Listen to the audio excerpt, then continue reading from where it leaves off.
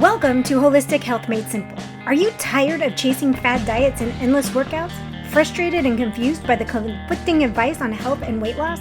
Well, you're not alone. I'm Jolene, a nutritional therapy practitioner, and I'm here to guide you on a different path through holistic wellness. Together, we'll blend ancestral wisdom with scientific principles, making health and weight loss a reality.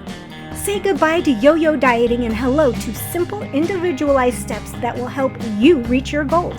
Let's explore the power of healing your gut, optimizing your metabolism, and embracing whole foods. Ready to make that personalized wellness a reality? Let's get started on your journey to real health. Hello. I'd like to welcome Kim to the show. She is going to walk us through what she does and what her business does, and then teach us the importance of functional movement. Hi, Kim. Welcome. Hi. Thanks for having me. Thank you for being here. So who are you and how did you get started in this? Yeah, so I'm Kim. My brother John and I have a business called Functional Fitness Solutions, and we help our clients to correct muscle imbalances through yoga, strength training, and assisted stretching. Awesome. So how long have you been doing this? About 2 years. Okay. We've both been in the fitness game for a while, but in business 2 years. In business. And what made you lean more towards functional movement than traditional personal training or training in general? So with ourselves and with our clients, we found that, we would go through movements that were supposed to strengthen our bodies, and we would end up injured inevitably. So we kind of brought it back to the basics. My brother is also an athletic trainer. So he works or used to work a lot on sidelines and with athletes getting injured, and he's worked in PT clinics.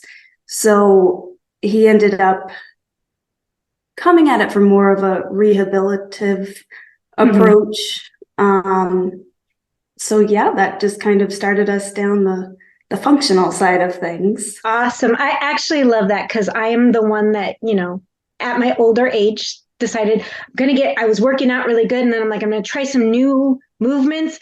And the next thing you know, I was on the ground with a torn Achilles tendon for no reason. Like I didn't do it was just something because I hadn't over the years supported it, I guess. I don't know. But I think it happens more times than not. And they're just told, oh, it's just accumulative. You're just old. That's why it happened. And I'm like, that's not really reality for a lot of people. Exactly. And that's one of my big things is trying not to blame genetics and age. Sure, they play a part, but it's not the whole puzzle. It's just a couple of pieces. It's just a couple pieces, exactly. And how easy is it or hard, depending on how you want to look at it, for someone who maybe doesn't move to get back in the swing of things, to start supporting their body? I'm not talking about becoming a bodybuilder. The average middle-aged woman who really hasn't been taking care of themselves. Is this an easy step into being able to maybe sit on the floor with their grandkids and getting up like when they're 80 or 90? Is this what leads into that? Absolutely. So the biggest thing is just to get moving, right? Getting back to basics, like I said, and just listening to your body and trying not to push it, but finding movements that you like and that you're more apt to do because you like them. So finding ways that you can kind of incorporate that too, so that it's not, I have to work out right now and I have to devote this time, because we don't have time. We're busy. So I like to do things like, if I'm cooking dinner, you can do some push-ups against the counter or some bodyweight squats while you let the dog out and wait for them to come back in, or just little things, but they add up. Yeah. Okay. So I recently have been exposed to, and I talked about it previously, is what they're terming exercise snacks. It's not food. Yeah. Yep. It's that 1 to 2 minutes of something. Yes. And if that's all someone can fit in, how many should they try to fit in? Or is it like every time they get up to go to the bathroom, or like, what do you suggest? Because I think that that's a good entryway for people who haven't done a lot, like march in place for a minute. Or, I mean, what do you suggest for stuff like that? That maybe they can't do a squat. Let's say they can't do a squat yet. Mm-hmm. Yes. So, like you said, every time you get up, if you can, try to move your body in a different way than, while you were sitting, or, so we tend to live in a very anterior dominant world, meaning front facing. So we're always typing or on our phones or sitting, driving, watching TV. Everything we do is out in front of us. So if we can do things to counterbalance that, for instance, like if I'm brushing my teeth, I'm probably in a lunge, just trying to stretch my hips, or, like I said, those little things like waiting for your coffee to brew. Can you stand on one foot to increase your stability, and different things like that?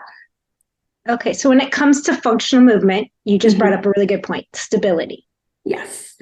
Where would you tell someone to start or focus on? Because stability, honestly, is what's going to keep us mobile. Because if we fall, there's that high probability after 65 when you fall that you may never walk again. So that's a big, scary thing, because I don't think 65 is all that old anymore now that I'm 53. But when I was 20, I'm like, yeah, 65 is old. But now it's like, oh, it's not that old. No, not at all.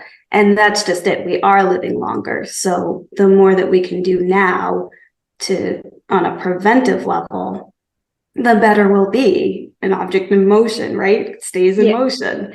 But for stability, the two things are, like I said, balance testing. Definitely one leg exercises, which don't need to freak you out. I mean, you can hold on to a wall if that's scaring people. You don't have to suddenly balance on one leg and do all these crazy things. But also core. So strengthening the core muscles. And I'm not just talking about abs. Your core is everything all the way around in the center. So your abs, the sides of your body, your lower back, those areas are really going to be your internal core set and give you that stability while you reach for things, or just stand in general. It really helps with posture. So you brought up lower back and core. Tell me a little bit about the connection. I kind of know it, but I want you to explain the connection between that, lower back pain we start getting as we're sitting too long, we're aging, we're not moving, and core. Like, how do they go hand in hand, or how can one eliminate or alleviate that pain, that sciatic pain that starts coming in the 40s and 50s? I hate to tell y'all, if you're not moving, you're going to end up with sciatic pain. Yes. So between the core, so you want a strong core, strong glutes and hamstrings for sure to support that lower back, but also stretching the hips. So like I said, anterior dominance, we're constantly bending at the hips. So being able to stretch them out is going to help with that lower back pain, and keeping, the core, glutes and hamstrings strong, but also stretched. So that's kind of the key to correcting the imbalances that cause the pain in the first place, is stretching the short, tight muscles, and then strengthening the maybe weaker or elongated muscles that oppose the short, tight muscles. Okay. It's interesting because it's the first time I've heard anyone bring up stretching the hips. I've always been told, strengthen the core, strengthen the core, strengthen the core, and never anything below the core basically. I think a lot of people from sitting, is that the problem with the hips from sitting so much? Yeah. Is there something someone can do in an office chair to get them stretched out a little bit? Yes. So definitely sitting in a figure 4 pose. So, crossing your ankle across the other knee and gentle pressure on the knee of the hip you're trying to stretch. Never force it. Just listen to your body. It'll tell you when you've reached your end range. Okay. Let's talk about a modification. What if someone can't get their foot onto their knee? So yoga blocks are great. It doesn't have to be a yoga block. It could be a box under your chair, and just kind of letting that knee and hip fall open. Okay. Yeah, I'm just picturing someone go, there's no way I'm getting my foot up on my knee. Yeah. Yeah. And they're that tight. I mean, that's a sign that you're tight, right? Yep. And then always keeping the foot flexed of the active leg that you're stretching, and that will help to protect the knee joint, because that's usually the first area that will twinge a little bit if you push it too far. Yeah. Okay. And then what other functional, how do you let people know that this is really what they need? I mean, besides the fact that let's say that they do work out, but they're doing typical bodybuilding stuff. How do you teach them that the functional movements are just as important? I mean, do you understand? Because if we only do the same thing over and over again, it's not going to help me get off the floor if all I'm doing is bicep curls and squats. Right. So most people come to us when they're at that point to begin with. I keep getting injured here. What can I do differently? So, and I hate to say this, but most people have pain regardless of age. It's very few and far in between that don't have pain. So most people are coming to us with an ailment already that they're trying to correct. So how would you explain to someone that their pain might be because they're not moving properly?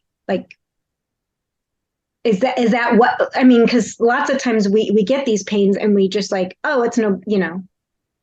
it's a sign, or it's over you, rather than maybe we're not moving correctly or supporting the right muscles around the joints, or is that something you work on?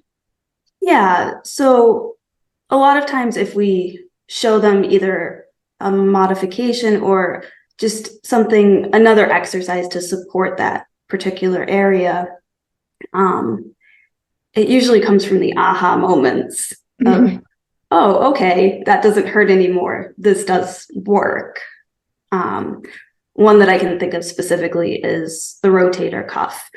So many people don't train the muscles around the rotator cuff. It's an overlooked area. So to get someone to say, okay, now, you're telling me to do large movements to get my workout done faster, but now you want me to go back and do isolated. And it's okay, yes, it's going to take a little bit longer, but we're not saying do this every single time you work out. We're rotating through these exercises to train the body as a whole. Okay. Yeah. Because rotator cuff is a big one. It's a big repetitive injury because the other muscles aren't supported. Right. So what little movements do people do? Because I've actually personally know at least 6 people who have had to have their rotator cuff operated on. Not me, but repetitive injury. I mean, yes, repetitive injury for sure. So on top of fitness, I also work part-time as a dental hygienist, and talk about repetitive movement injuries. But a big one is, just reaching for the instruments, or if you don't have your light on your, a headlamp, if you're reaching for one overhead, that's a big one for the rotator cuff. Sports injuries, for sure, rotator cuff. and just falling, like we said before, it's instinct to put your arm out. And a lot of times that can injure the rotator cuff. Yeah, that's a big one. If people aren't aware, like the biggies are hip injuries and shoulder injuries, as Yes. you know, a lot of people talk about knees, but knees are kind of, I don't know if knees are repetitive or if it's just degenerative. I mean, I'm not really sure, but everyone hears about the knees, but that shoulder pain, they don't quite know what it is. They just, they're always like this, like something's wrong, you know? Yeah. And the knees really, I mean, they have some movement side to side, but for the most part, we're going front and back and rotating a little bit. But the shoulder is just very unsupported. Mm-hmm. So strengthening those muscles around it is even more important. And yeah, like you said, the knees get the spotlight, but I know it's always the knees. Hips have a lot more play. So when it comes to shoulders, let's say that someone's like, okay, I want to work the muscles around it. What muscles are we looking at? Like, I mean, everyone knows to do the lats and to do, you know. Yep. But is that just enough, or is it, or do you want to do things in motion like circular, or is that like not a good thing? So circular for warm up, mm-hmm. You know, that dynamic movement is good. As far as strengthening, shoulder press is a really good one. Those lateral raises, you know, out to the side, front and back, those are all really good. And then the specifically for the rotator cuff, a good one is just resting your elbow at shoulder height and then doing this movement, you know, bringing the wrist up and down. And you can do that body weight. You don't, even if you start to do it weighted, you don't want to use very much weight. Yeah. I'm talking, you know, 2-3 pounds.